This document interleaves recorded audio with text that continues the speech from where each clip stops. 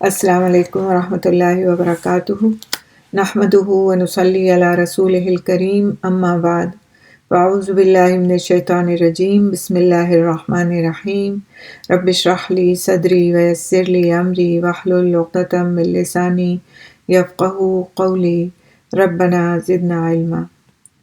انشاءاللہ آج ہم پہلا باب پڑھیں گے، رسول اکرم صلی اللہ علیہ وسلم کا بہترین نسب۔ پیغمبر رحمت صلی اللہ علیہ وسلم کا نسب نامہ یوں ہے: محمد بن عبداللہ بن عبد المطلب بن ہاشم بن عبد مناف بن قصی بن کلاب بن مرہ بن کعب بن لؤی بن غالب بن فہر بن مالک بن نضر بن کنانہ بن خزیمہ بن مدرکہ بن الیاس بن مضر بن نزار بن معد بن عدنان۔ رسول اکرم صلی اللہ علیہ وسلم نہایت معزز و مکرم آباء و اجداد کی نسل سے ایک یگانہ شخصیت ہیں۔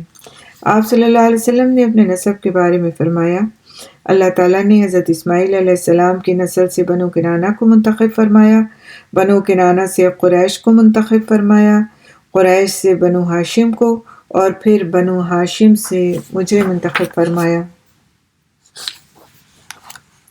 یوں آپ صلی اللہ علیہ وسلم قریشی ہیں، قریش عرب ہیں، اور عرب حضرت اسماعیل بن ابراہیم علیہ السلام کے نسل سے ہیں۔ آپ صلی اللہ علیہ وسلم مکہ مکرمہ میں عام الفیل یعنی ہاتھی والے سال ماہ ربیع الاول میں بمطابق 571 عیسوی پیر کے دن پیدا ہوئے، اور آپ صلی اللہ علیہ وسلم 63 سال کی عمر پا کر فوت ہوئے۔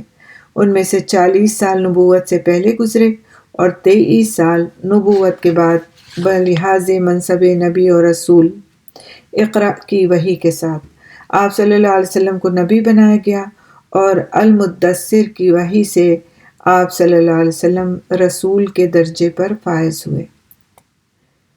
تو یہ اس طرح سے نبی اکرم صلی اللہ علیہ وسلم کا جو نسب نامہ ہے اس کے بارے میں آپ نے دیکھا کہ آپ صلی اللہ علیہ وسلم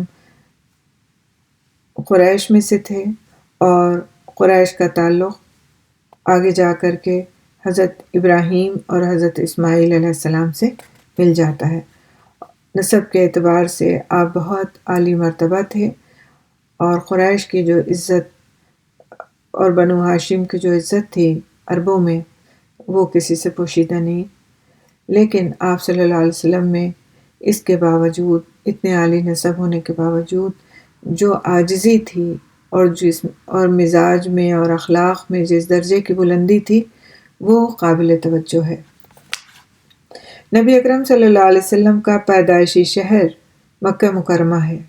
مدینہ منورہ کی طرف آپ صلی اللہ علیہ وسلم نے ہجرت فرمائی۔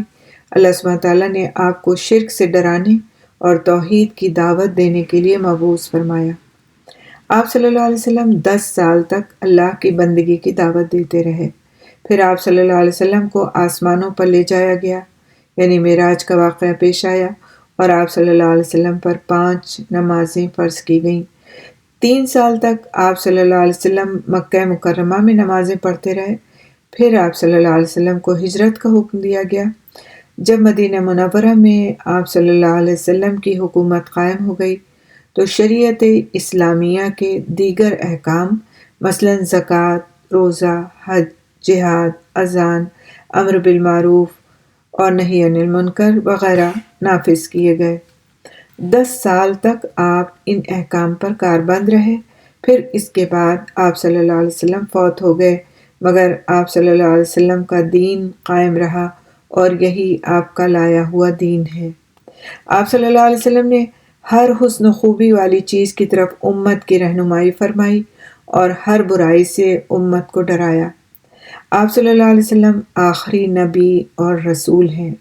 اب آپ صلی اللہ علیہ وسلم کے بعد کوئی نبی نہیں آئے گا۔ اللہ سبحانہ تعالیٰ نے آپ صلی اللہ علیہ وسلم کو ساری انسانیت کی طرف نبی اور رسول بنا کر بھیجا ہے، اور تمام جن و انس پر آپ صلی اللہ علیہ وسلم کی اطاعت فرض کی ہے۔ لہٰذا جو آپ صلی اللہ علیہ وسلم کی اطاعت کرے گا وہ جنت میں داخل ہوگا، اور جو آپ صلی اللہ علیہ وسلم کی نافرمانی کرے گا وہ آگ میں جائے گا۔ اس باب سے متعلق کثیر اسباب اسباق اور فوائد میں سے چند یہ ہیں کہ نبی اکرم صلی اللہ علیہ وسلم نسل در نسل نہایت عالی مرتبت حضرات کی اولاد ہیں۔ نسب کے لحاظ سے آپ صلی اللہ علیہ وسلم افضل ترین ہیں، عقل کے اعتبار سے تمام مخلوقات پر فائق ہیں، دنیا اور آخرت میں سب سے بلند اور برتر، اور قیامت کے دن آپ صلی اللہ علیہ وسلم سب سے بڑی امت والے ہوں گے۔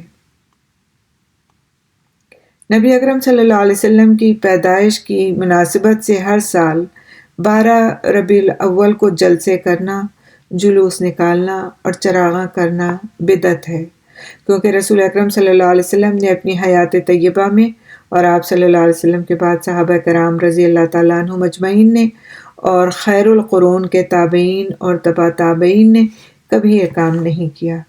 نیز 12 ربیع الاول کو آپ صلی اللہ علیہ وسلم کی پیدائش قطعی بھی نہیں ہے، اس میں اختلاف ہے۔ بالفرض اگر یہ ثابت بھی ہو جائے تب بھی یہ کام بدعت قرار پائے گا، کیونکہ نبی اکرم صلی اللہ علیہ وسلم نے فرمایا، جو شخص ہمارے دین میں ایسا کام جاری کرے جو دین میں ثابت نہیں، وہ مردود ہے۔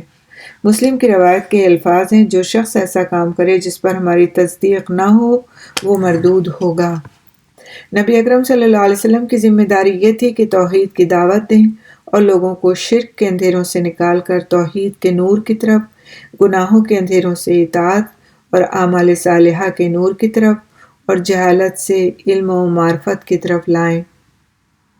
آپ صلی اللہ علیہ وسلم نے یہ ذمہ داری بطریق احسن انجام دیتے ہوئے ہر خیر کی طرف امت کی رہنمائی فرمائی اور ہر قسم کے شر اور اس کے مہلک نتائج سے سب کو خبردار کر دیا۔ تو یہ تھی رسول اکرم صلی اللہ علیہ وسلم کی ابتدائی زندگی، آپ صلی اللہ علیہ وسلم کا نسب نامہ اور پوری زندگی کا ایک مکمل خاکہ۔ ابتدائی زندگی کے بارے میں انشاءاللہ ہم تفصیل سے سبق نمبر 2 میں پڑھیں گے۔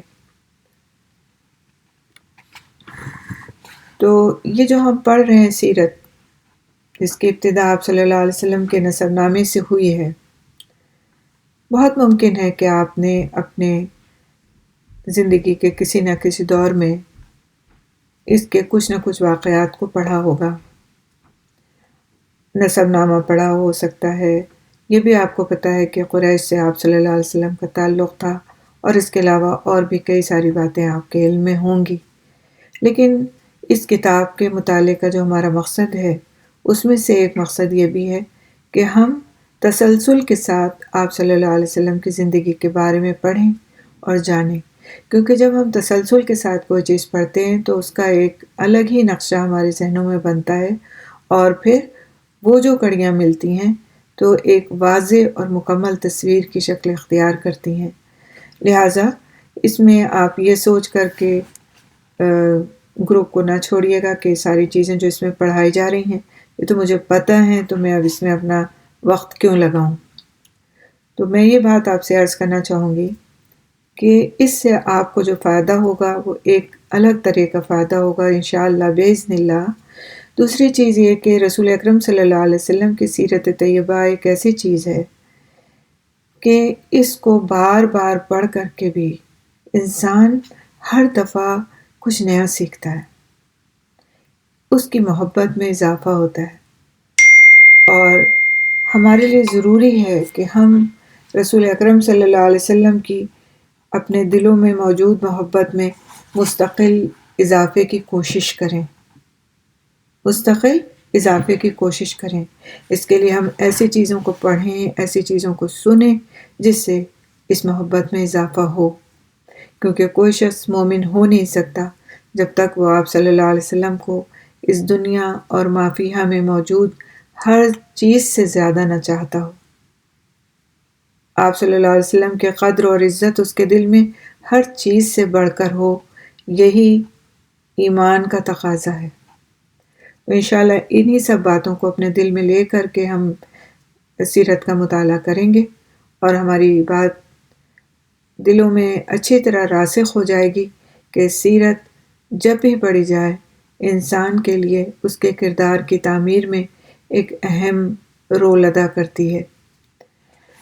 تو انشاءاللہ تعالی آج ہم اپنا دوسرا سبق بھی پڑھیں گے، کیونکہ ہمارا پہلا سبق چھوٹا تھا اور ہماری ریکارڈنگ اس کے لحاظ سے ابھی وقت اس میں بچتا ہے، تو انشاءاللہ ہم اپنا دوسرا سبق شروع کر لیں گے اور جتنا ممکن ہو سکے گا اسے کور کرنے کی کوشش کریں گے۔ دوسرا جو ہمارا سبق ہے باب نمبر 2، اس کا عنوان ہے رسول اکرم صلی اللہ علیہ وسلم کی پرورش۔ نبی اکرم صلی اللہ علیہ وسلم یتیم پیدا ہوئے، پھر اللہ سبحانہ تعالیٰ نے آپ صلی اللہ علیہ وسلم کو بہترین ٹھکانہ مہیا فرمایا۔ آپ صلی اللہ علیہ وسلم تنگ دست پیدا ہوئے، لیکن اللہ سبحانہ تعالیٰ نے آپ کو غنا سے نوازا۔ جب آپ صلی اللہ علیہ وسلم کے والد عبداللہ فوت ہوئے تو آپ صلی اللہ علیہ وسلم اپنی والدہ محترمہ کے پیٹ میں تھے۔ پیدائش کے بعد چند دن ابو لہب کی لونڈی سویبہ نے آپ صلی اللہ علیہ وسلم کو دودھ پلایا، پھر حلیمہ سعدیہ آپ صلی اللہ علیہ وسلم کو دودھ پلانے کے لیے صحرائی دیہات میں لے گئیں۔ آپ صلی اللہ علیہ وسلم ان کے پاس بنو سعد میں تقریباً 4 سال ٹھہرے۔ وہاں آپ صلی اللہ علیہ وسلم بچوں کے ساتھ کھیل رہے تھے کہ شق صدر کا واقعہ پیش آیا۔ حضرت انس رضی اللہ تعالیٰ عنہ سے روایت ہے کہ رسول اکرم صلی اللہ علیہ وسلم بچوں کے ساتھ کھیل رہے تھے کہ حضرت جبرائیل علیہ السلام آپ صلی اللہ علیہ وسلم کے پاس آئے۔ انہوں نے آپ صلی اللہ علیہ وسلم کو پکڑ کر نیچے لٹا دیا۔ آپ صلی اللہ علیہ وسلم کا سینہ چیرا اور آپ کا دل نکالا، پھر اس میں سے خون کا ایک لوتھڑا سا نکال کر باہر پھینک دیا اور فرمایا یہ آپ صلی اللہ علیہ وسلم کے وجود میں شیطان کا حصہ تھا۔ پھر سونے کے ایک تھال میں زمزم کے پانی سے آپ صلی اللہ علیہ وسلم کا دل دھویا، پھر اسے جوڑ کر دوبارہ اصل جگہ رکھ دیا۔ ادھر بچے آپ کی رضائی والدہ کے پاس پہنچے اور کہنے لگے محمد صلی اللہ علیہ وسلم کو قتل کر دیا گیا ہے۔ گھر والے بھاگے آئے، دیکھا کہ گھبراہٹ کی وجہ سے آپ صلی اللہ علیہ وسلم کا رنگ بدلا ہوا ہے۔ حضرت انس رضی اللہ تعالیٰ عنہ فرماتے ہیں میں اس سلائی کے نشانات آپ کے سینے مبارک پر دیکھا کرتا تھا۔ اس عجیب و غریب واقعے سے حلیمہ سعدیہ رضی اللہ تعالیٰ عنہ کو طرح طرح کے خدشات لاحق ہونے لگے، اس لیے وہ آپ صلی اللہ علیہ وسلم کو آپ صلی اللہ علیہ وسلم کی والدہ آمنہ بنت وہب کے پاس چھوڑ گئیں۔ آپ صلی اللہ علیہ وسلم کی والدہ آپ صلی اللہ علیہ وسلم کو لے کر مدینہ گئیں تاکہ آپ کے ننھیال سے ملاقات ہو۔ پھر واپس مکہ روانہ ہوئی تو راستے میں مکہ اور مدینے کے درمیان ابوا کے مقام پر فوت ہو گئیں۔ اس وقت آپ صلی اللہ علیہ وسلم کی عمر 6 سال 3 ماہ 10 دن تھی۔ والدہ محترمہ کی وفات کے بعد آپ صلی اللہ علیہ وسلم کے دادا عبد المطلب نے آپ صلی اللہ علیہ وسلم کی پرورش کا ذمہ لیا، لیکن ابھی آپ 8 سال کے ہوئے تھے کہ دادا بھی رخصت ہو گئے۔ وہ آپ صلی اللہ علیہ وسلم کے چچا ابو طالب کو آپ صلی اللہ علیہ وسلم کی پرورش اور حفاظت کی ذمہ داری سونپ گئے۔ ابو طالب آپ کے والد کے سگے بھائی تھے، انہوں نے آپ کی خوب کفالت اور بھرپور حفاظت کی۔ خصوصاً جب اللہ تعالیٰ نے آپ صلی اللہ علیہ وسلم کو نبی بنایا تو انہوں نے آپ کا پوری طرح ساتھ دیا، اگرچہ خود مسلمان نہ ہوئے۔ اس وفاداری کی بنا پر اللہ تعالیٰ رسول اکرم صلی اللہ علیہ وسلم کی شفاعت کی برکت سے ان کے لیے عذاب میں تخفیف فرما دیں گے۔ رسول اکرم صلی اللہ علیہ وسلم نے فرمایا وہ ٹخنوں تک آگ میں ہوں گے، اور اگر میں نہ ہوتا تو وہ آگ کے گہرے گڑھے میں ہوتے۔ ایک روایت کے الفاظ اس طرح سے ہیں، امید ہے قیامت کے دن میری شفاعت سے اسے فائدہ ہوگا اور اسے صرف ٹخنوں تک آگ میں رکھا جائے گا جس سے اس کا دماغ کھول رہا ہوگا۔ رسول اکرم صلی اللہ علیہ وسلم کی عمر 12 سال ہوئی تو آپ صلی اللہ علیہ وسلم اپنے چچا محترم کے ساتھ شام کے تجارتی سفر پر گئے۔ اس کا سبب چچا کی عظیم شفقت تھی اور اس لیے بھی کہ مکے میں آپ صلی اللہ علیہ وسلم کی نگرانی کرنے والا کوئی نہیں تھا۔ چنانچہ ابو طالب اور اس کے ساتھیوں نے عجیب و غریب معجزات دیکھے جس سے آپ پر آپ کے چچا کی شفقت اور توجہ میں مزید اضافہ ہو گیا۔ حضرت ابو موسیٰ اشعری رضی اللہ تعالیٰ عنہ فرماتے ہیں ابو طالب شام کے سفر پر گئے تو نبی کریم صلی اللہ علیہ وسلم کو بھی ساتھ لے گئے۔ قریش کے بہت سے دوسرے بزرگ بھی ہمراہی تھے۔ راستے میں ایک راہب کا ڈیرا پڑتا تھا، یعنی ایک راہب رہتا تھا، انہوں نے وہیں پڑاؤ ڈالا۔ راہب اپنے معبد سے یعنی عبادت گاہ سے نکلا اور ان کے پاس آیا۔ حالانکہ اس سے قبل بھی یہ لوگ وہاں سے گزرتے رہتے تھے، لیکن یہ راہب ان کی طرف کبھی متوجہ نہیں ہوتا تھا۔ اس دفعہ یہ لوگ ابھی اپنا سامان اتار ہی رہے تھے کہ راہب ان کے درمیان آ کر چلنے پھرنے لگا۔ آخر اس نے رسول اکرم صلی اللہ علیہ وسلم کا ہاتھ پکڑا اور کہنے لگا، یہ سب جہانوں کے سردار ہیں اور رب العالمین کے رسول ہیں۔ اللہ تعالیٰ انہیں رحمت للعالمین بنا کر مبعوث فرمائے گا۔ قریش کے بزرگ کہنے لگے، تجھے کیا علم؟ وہ کہنے لگا، جب تم گھاٹی سے نمودار ہو رہے تھے تو ہر درخت اور پتھر سجدہ ریز ہوا تھا، اور یہ دونوں چیزیں نبی کے سوا کسی کے سامنے سجدہ ریز نہیں ہوتی، نیز میں انہیں ان کے کندھے کی نرم ہڈی کے نیچے سیب جیسی مہر نبوت سے بھی پہچانتا ہوں۔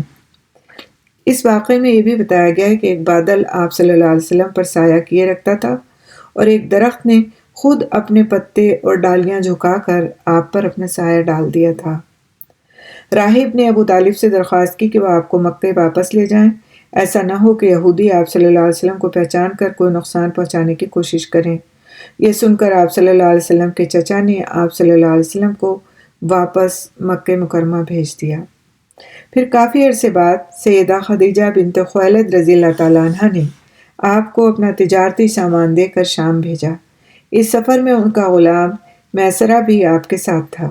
خدیجہ رضی اللہ تعالیٰ عنہ کو اس تجارتی سفر سے غیر معمولی نفع ہوا۔ دوسری طرف میسرہ نے دوران سفر آپ کے متعلق حیران کن واقعات دیکھے۔ اس نے واپس آ کر خدیجہ رضی اللہ تعالیٰ عنہ کو وہ سب کچھ بے کم و کاست بتا دیا۔ اس طرح ان کے دل میں آپ صلی اللہ علیہ وسلم سے شادی کا خیال پیدا ہوا، تاکہ وہ بھی اس خیر و برکت سے مستفید ہو سکیں جو اللہ سبحانہ تعالیٰ نے آپ صلی اللہ علیہ وسلم کو عطا فرمائی تھی، اور جس کا تصور بھی کسی انسان کے لیے محال تھا۔ آپ صلی اللہ علیہ وسلم بھی شادی پر رضامند ہو گئے، چنانچہ آپ صلی اللہ علیہ وسلم نے ان سے نکاح کر لیا۔ اس وقت آپ صلی اللہ علیہ وسلم کی عمر 25 سال اور سیدہ خدیجہ رضی اللہ تعالیٰ عنہ کی عمر 40 سال تھی۔ یہ بھی ہمارے معاشرے کے حساب سے ایک عجیب و غریب سی بات ہے، کیونکہ ہمارے ہاں رواج یہ ہے کہ اگر لڑکی کی عمر زیادہ ہے تو وہ کسی ایسے لڑکے سے شادی نہیں کر سکتی جس کی عمر اس سے کم ہے، لیکن ہمارے ہاں اسلام میں ایسی کوئی بات نہیں، اور یہ ہماری رسول اکرم صلی اللہ علیہ وسلم کی سنت سے ثابت ہے۔ بچپن ہی سے اللہ تعالیٰ نے نبی اکرم صلی اللہ علیہ وسلم کو جاہلیت کی آلودگی سے محفوظ رکھا۔ آپ صلی اللہ علیہ وسلم نے کبھی کسی بت کی تعظیم نہیں کی اور نہ کبھی ان کے تہواروں میں شریک ہوئے۔ وہ آپ صلی اللہ علیہ وسلم سے اصرار بھی کرتے تو آپ صلی اللہ علیہ وسلم انکار کر دیتے تھے۔ آپ صلی اللہ علیہ وسلم نے کبھی شراب پی نہ کسی برائی کا ارتکاب کیا۔ آپ صلی اللہ علیہ وسلم ابتدا ہی سے عقیدہ رکھتے تھے کہ یہ لوگ باطل کے پرستار ہیں۔ آپ صلی اللہ علیہ وسلم نے کبھی بھی شرک نہیں کیا، لہو و لعب کی کسی مجلس میں شرکت نہیں کی۔ آپ صلی اللہ علیہ وسلم بچپن ہی سے نیک طبع تھے۔ آپ صلی اللہ علیہ وسلم ان فواحش، منکرات اور لغویات کے تصور ہی سے ناشنا تھے جن کے وہ عادی تھے۔ حالانکہ وہ معاشرہ مفاسد اور رذائل کا مجموعہ تھا۔ اللہ تعالیٰ کے ساتھ شرک، غیر اللہ کو پکارنا، ناحق قتل کرنا، ظلم و زیادتی، اچھی اولاد کے حصول کے لیے خاوند کا خود اپنی بیوی کو کسی اور کے پاس بھیجنا، اجتماعی اور انفرادی زنا، جس عورت کا خاوند فوت ہو جائے اس پر جس کا قابو ہو اسی کا زبردستی نکاح کر لینا، جان، مال، عزت کی لوٹ کھسوٹ اور اس قسم کے دوسرے مذموم کام ان میں عام تھے۔ کوئی انہیں برا سمجھتا تھا نہ ان کی مخالفت کرتا تھا۔ زمانہ جاہلیت میں بیٹیوں کو زندہ دفن کر دینا، فقر یا آر کے ڈر سے بچوں کو قتل کر دینا، جوا کھیلنا اور شراب پینا قابل فخر سمجھا جاتا تھا۔ اس کا مطلب یہ نہیں تھا کہ جاہلی معاشرے کا ہر فرد انہی جرائم کا ارتکاب کرتا تھا۔ یقیناً ان کاموں سے گریزاں لوگ بھی تھے، لیکن وہ ان بری باتوں کو برا نہیں سمجھتے تھے اور ان پر کبھی احتجاج نہیں کرتے تھے۔ یعنی اگر خود برائی نہیں کرتے تھے تو بھی برائی کو برا نہیں سمجھتے تھے۔ رسول اکرم صلی اللہ علیہ وسلم نے ان میں سے یہ جو کام ابھی ذکر کیے گئے ان میں سے کوئی بھی کام کبھی نہیں کیا، نہ کبھی کوئی گھٹیا عادت اپنائی، کیونکہ اللہ سبحانہ تعالیٰ نے آپ صلی اللہ علیہ وسلم کو بہترین تربیت کے ساتھ مبعوث فرمایا تھا۔ آپ صلی اللہ علیہ وسلم کے قوم کے لوگ آپ کی اخلاقی عصمت کے قائل تھے، تبھی تو آپ ان میں سچے اور امانت دار محمد کے لقب سے مشہور اور معروف تھے۔ رسول اکرم صلی اللہ علیہ وسلم کی عمر مبارک 35 سال ہوئی تو قریش نے کعبے کی تعمیر نو شروع کی۔ جب حجر اسود رکھنے کا موقع آیا تو اختلاف ہو گیا کہ یہ سعادت کون حاصل کرے۔ ہر قبیلہ چاہتا تھا کہ عزت وہی حاصل کرے۔ قریب تھا کہ ان میں خوفناک لڑائی ہو جاتی، تاہم طے پایا کہ جو شخص ہمارے پاس سب سے پہلے آئے گا وہ یہ سعادت حاصل کرے گا۔ اللہ کا کرنا ایسا ہوا کہ نبی اکرم صلی اللہ علیہ وسلم ہی سب سے پہلے تشریف لائے۔ وہ سب بہت خوش ہوئے اور نعرے لگانے لگے کہ امین آ گیا، ہم اس کے فیصلے پر راضی ہیں۔ آپ صلی اللہ علیہ وسلم نے جھگڑا ختم کرنے کے لیے حکم دیا کہ ایک کپڑا بچھایا جائے اور حجر اسود اس پر رکھ دیا۔ چنانچہ آپ صلی اللہ علیہ وسلم نے ہر قبیلے کے سردار سے کہا کہ سب مل کر کپڑا اٹھائیں۔ جب اصل جگہ پر پہنچے تو آپ صلی اللہ علیہ وسلم نے اپنے دست مبارک سے اسے اصل مقام پر نصب فرما دیا۔ جوں جوں دور نبوت قریب آیا، اللہ سبحانہ تعالیٰ نے آپ میں تنہائی اور خلوت کا شوق فراہم کر دیا۔ آپ صلی اللہ علیہ وسلم غار حرا میں چلے جاتے اور کئی دن مسلسل دین ابراہیمی کے مطابق اللہ سبحانہ تعالیٰ کی عبادت فرماتے۔ جب عمر مبارک پورے 40 سال ہو گئی تو اللہ تعالیٰ نے آپ صلی اللہ علیہ وسلم کو خلعت نبوت سے سرفراز فرمایا۔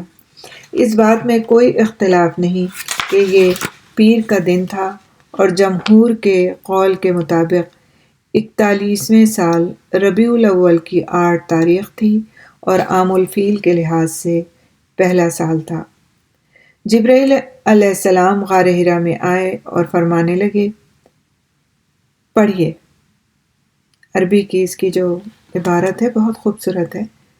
جبرائیل امین نے علیہ السلام نے آ کر فرمایا اقرا، فقالا، تو آپ صلی اللہ علیہ وسلم نے فرمایا ما انا بقارئن، میں پڑھا ہوا نہیں ہوں۔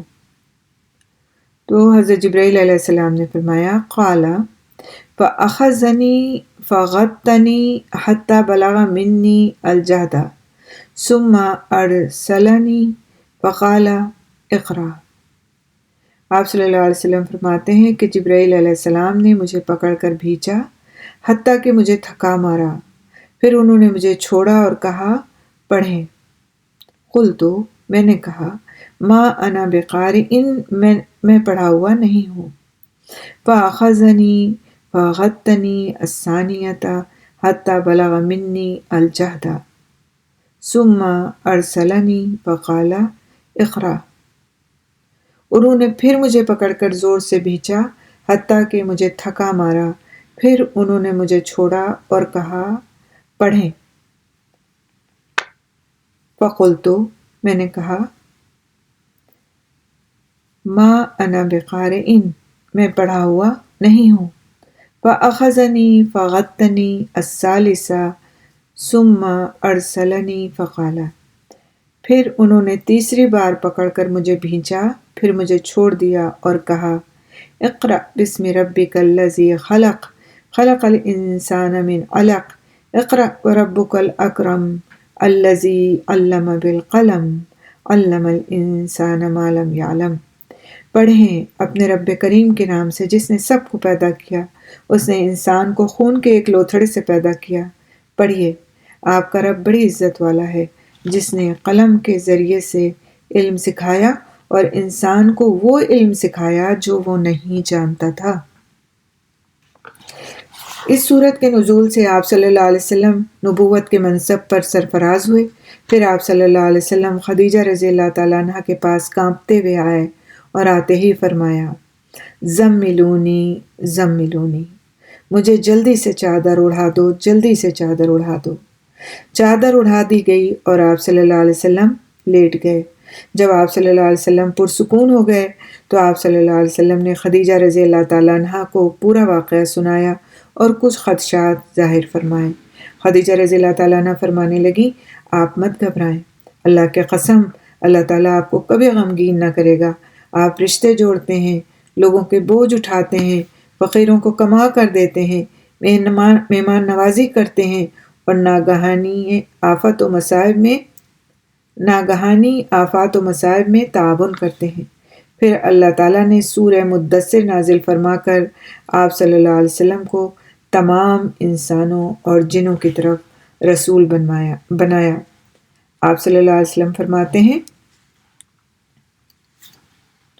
بین انا امشی اذ سمعت صوتا من السماء فرفعت بصری فاذا الملك الذي جاءني بحراء جالس على كرسي بين السماء والارض فرعبت منه فرجعت فقلت زملوني زملوني فانزل الله عز وجل۔ ایک دفعہ میں پیدل جا رہا تھا کہ مجھے آسمان سے ایک آواز سنائی دی۔ میں نے نظر اٹھائی تو وہی فرشتہ جو حرا میں آیا تھا آسمان اور زمین کے درمیان ایک کرسی پر بیٹھا نظر آیا۔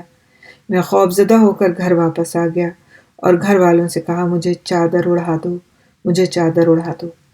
کچھ دیر بعد اللہ سبحانہ تعالیٰ نے وحی نازل فرمائی یا ایھا المدثر قم فانذر وربک فکبر وثیابک فطہر والرجز فہجر۔ اے لحاف میں لپٹنے والے اٹھیے اور ڈرائیے اور اپنے رب کی بڑائی بیان کیجیے اور اپنے کپڑے پاک رکھیے اور ناپاکی چھوڑ دیجیے۔ فحمی الوحی وتواتر، پھر وہی مسلسل آنے لگی۔ انشاءاللہ یہیں پر ہم ٹھہرتے ہیں۔ اپنا نیکسٹ آڈیو جب ہم شروع کریں گے تو پھر انشاءاللہ نیکسٹ وحی کے بعد سے، یعنی جب وحی کا تسلسل ہو گیا، مستقل طور پر وحی آنے لگی، اس کے بعد کے واقعات کو ہم پڑھیں گے۔ یہیں پر رکتے ہیں انشاءاللہ، درود شریف کے ساتھ اپنا لیسن ختم کرتے ہیں۔ اللہم صلی وسلم وبارک علی نبینا محمد صلی اللہ علیہ وسلم۔ اس لیسن کو سننے کے بعد آپ اپنے تاثرات کو ضرور نوٹ کیجیے گا کہ ایک چیز کو اس طرح پڑھنے سے کہ جب آپ صلی اللہ علیہ وسلم پر پہلے وحی کے نزول کی کیفیت طاری ہوئی، پھر اگلی وحی میں آپ صلی اللہ علیہ وسلم نے کس طرح محسوس کیا اور اپنے گھر والوں سے کیا کہا، اور حضرت خدیجہ رضی اللہ تعالیٰ عنہ نے آپ صلی اللہ علیہ وسلم کے ساتھ کس طرح کا معاملہ فرمایا، ان چیزوں پر ضرور غور کیجیے گا اور نوٹ کیجیے گا۔ خاص طور پر جو اس میں بات ہے نوٹ کرنے کی، ہم عورتوں کے لحاظ سے یا پھر آپ بچیوں کے لحاظ سے، وہ یہ کہ رسول اکرم صلی اللہ علیہ وسلم پر تو وحی نازل ہوئی، آپ صلی اللہ علیہ وسلم کو تو اللہ سبحانہ تعالیٰ نے اپنا نبی بنا لیا، نبی کے طور پر، اپنے رسول کے طور پر آپ کو چن لیا، لیکن خدیجہ رضی اللہ تعالیٰ عنہ کا جو رول ہے اور جس طرح سے خدیجہ رضی اللہ تعالیٰ عنہ آپ صلی اللہ علیہ وسلم کی تعریف و توصیف بحیثیت ایک شوہر کے کرتی ہیں، وہ بہت سبق آموز ہے۔ کس طرح خوبصورت الفاظ میں وہ آپ صلی اللہ علیہ وسلم کی خوبیاں گنواتی ہیں، ڈھارس بندھاتی ہیں، کوئی استفسار نہیں کرتی کہ آپ نے کیا دیکھا تو کیا دیکھ کر آیا آپ، تو کیوں آپ اتنا گھبرائے ہو رہے ہیں، کیا ہو گیا ہے آپ کو، پہلے تو آپ ایسے نہیں تھے، ایسے کوئی سوالات نہیں کرتی، ڈھارس دیتی ہیں، ہمت بندھاتی ہیں، مدد کرتی ہیں، تعریف کرتی ہیں۔ تو اس میں بہت بڑا سبق ہے کہ باہر سے اگر کوئی شخص اپنے گھر آتا ہے، گھر آ کر وہ اپنی کسی پریشانی کا اظہار کرتا ہے یا گھبراہٹ کا اظہار کرتا ہے، تو گھر والوں کو اس کے ساتھ کیسا معاملہ کرنا چاہیے۔